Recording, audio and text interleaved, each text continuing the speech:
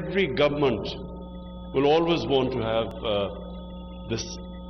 this special tie with Saudi Arabia. And it's for two reasons. One, of course, because of the two holy mosques. We are tied to Saudi Arabia. But secondly, because Saudi Arabia has stood with Pakistan always in our most difficult moments, which we will never forget.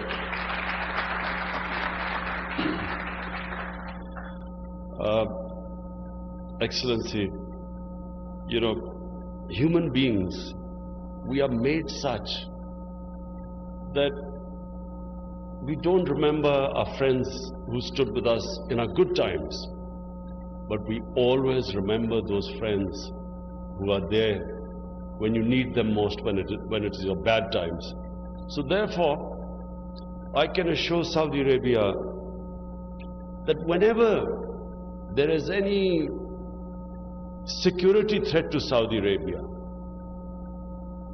whatever happens to the rest of the world, I don't know, but I can assure you that Pakistan will be standing with you to protect your security.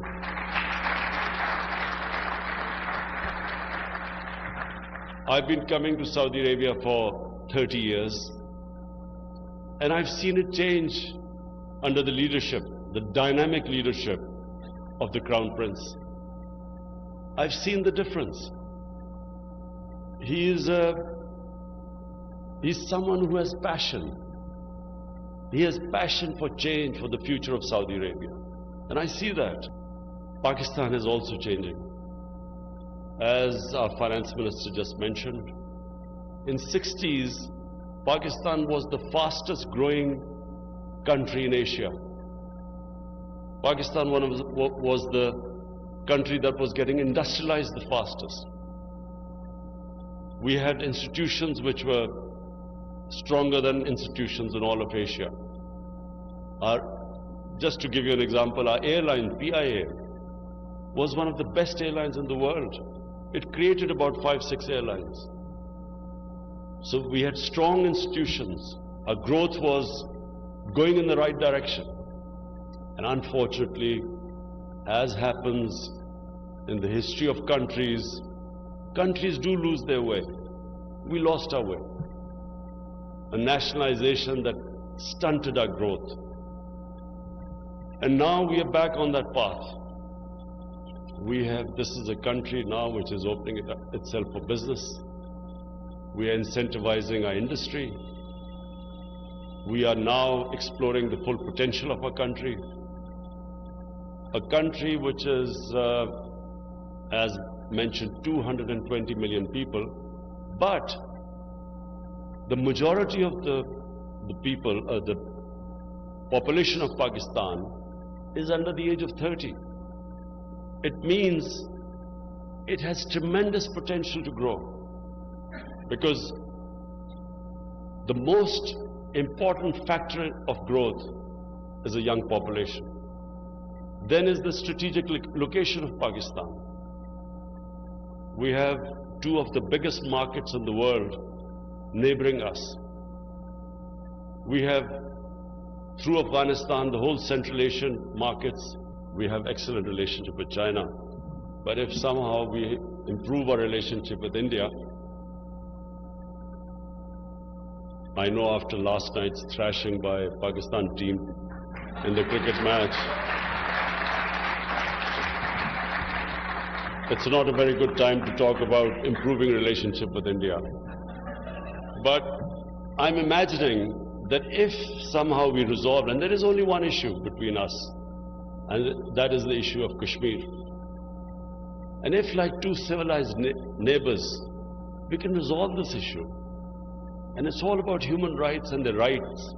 The right of the people of Kashmir for the self-determination, a right was guaranteed by the United Nations Security Council to the people of Kashmir 72 years ago. So if that right could be given to them, we have no other problems. The two countries can live as civilized neighbors, but more, just imagine the potential. India then, through Pakistan, has access to Central Asia. And then Pakistan has access to these two huge markets, and this is where I want to impress upon our Saudi business community that circumstances never remain the same. They always change. But as you will know in your business community, the most successful business people are always the ones who have that ability to look ahead and take the risk. The ones who go on the trodden path never really become outstanding in any field, let alone business. So it's that ability, that fearlessness to look ahead. And if you look ahead, Pakistan is in that strategic location where it opens the doors everywhere. And what more would we want than our Saudi brothers to benefit from Pakistan's location and the potential the country affords. The two projects mentioned, one is the Ravi city, a whole new city we are trying to build. We are just in the process now of bidding has started. Investors are coming in. But this is a great time to enter into the Ravi city project, which is a new city. And then the central business district, which is again in the middle of Lahore, and Lahore, by the way, has a population now almost of 15 million people. So it is ripe for investment in both these projects. There's another project which later on our Minister of Energy will be speaking to Equa Power.